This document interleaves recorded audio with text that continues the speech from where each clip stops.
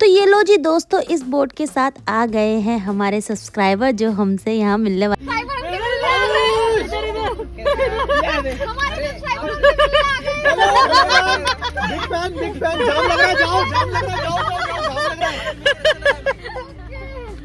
तो जैसे कि मैंने बताया था कि हमें आते आते देर हो गया था due to heavy traffic jam. तो यहाँ बजने वाले हैं 7 और हम जा रहे हैं अपने कैंप की ओर।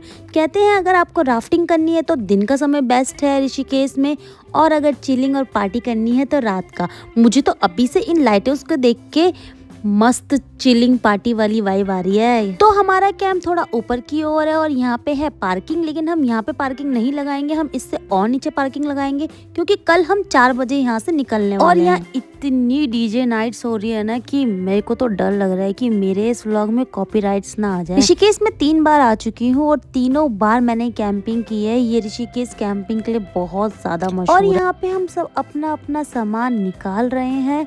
अंकी और भैया की खुशी का तो ठिकाना ही नहीं है क्योंकि अब तो उनके भाई लोग आ गए हैं, तो उनकी जो चेहरे की चमक है ना वो 4 गुना और बढ़ गई है। बात नहीं, जब मैं 10,000 सब्सक्राइबर होंगे ना तेरी आईडी में स्पेशली डालूंगी, स्पेशली पिन करूंगी कैंप में। ओके फाइनली हम पहुंच गए। थोड़ी रात हो गई, थोड़ी गेम्स नहीं हो पाएंगे। मेरा तो इंटरेस्ट ही खत्म हो गया था कि छोड़ो यार क्या करना, दिल्ली चलो वापस।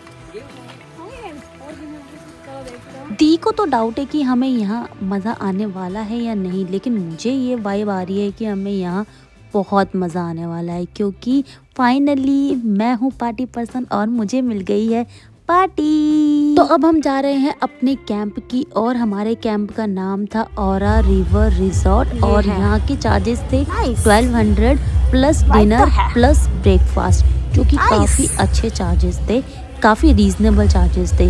ऋषिकेश के बारे में मुझे ज़्यादा कुछ बोलने की ज़रूरत नहीं है क्योंकि एवरीबडी नोज अबाउट ऋषिकेश। यहाँ की चिलिंग वाइब, राफ्टिंग सबसे फेमस है। जिसको भी 2 दिन बिताने हैं अपनी छुट्टी के लिए और ज़्यादा दूर नहीं जा सकता, वो ऋषिकेश डेफिनेटली आँख बंद करके आ सकता है।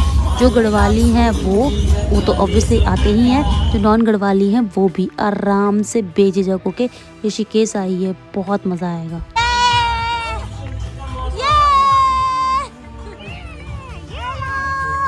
तो कुछ इस तरीके से था हमारा ये टेंट, जिसमें थे 3 बड़े बड़े बेड, एक अटैच बाथरूम और यहाँ पे 5 से 6 बंदे आराम से रुक सकते थे। इतना स्पेस था इस टेंट में और ये काफ़ी अच्छा था। हमें तो वैसे भी थोड़ी देर के लिए ही यहाँ रहना था। सुबह तो हम 4 बजे निकलने वाले थे। तो यहाँ हमारा केक तैयार हो गया था डीजे नाइट के लिए और हमने भी फटाफट करी ड्रेस चेंज और हम भी जाने वाले हैं अपनी डीजे नाइट पे। तो बाहर का नज़ारा कुछ इस तरीके से था, चारों तरफ लाइटिंग, डीजे की लाउड नॉइज और ये स्विमिंग पूल। यहाँ पे हमने पी थोड़ी चाय पकोड़े, क्योंकि चाय पकोड़े का भी इंतजाम था जो कि टेस्टी था।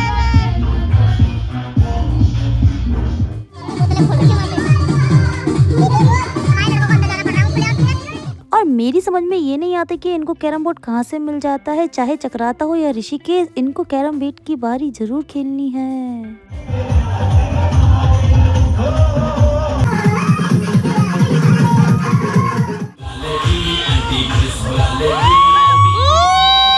और इसके बाद इन लड़कों ने देखा कि स्विमिंग पूल कुछ खाली खाली सा लग रहा है, तो इन्होंने सोचा कि इसको भरने का कर्तव्य जो है इन लोगों के ऊपर ही है। तो सारे के सारे निकल पड़े स्विमिंग पूल में और इनको मजे करते देख हमसे कहाँ रहा जाएगा।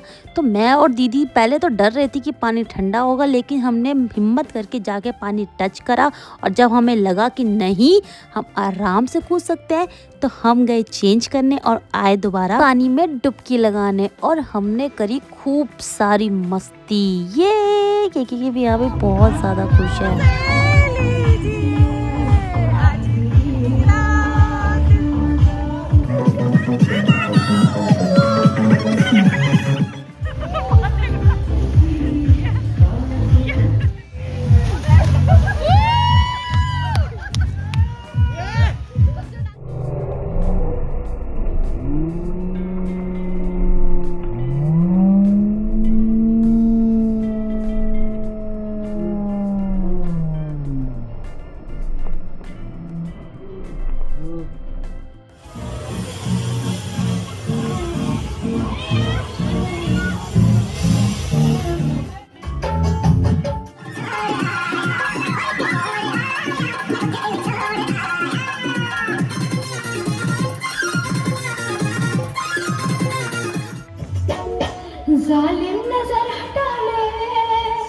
इस जर्नी में जाने के साथ साथ मुझे बहुत ज़्यादा खुशी है कि मैंने व्लॉग्स बनाने के डिसीज़न लिया।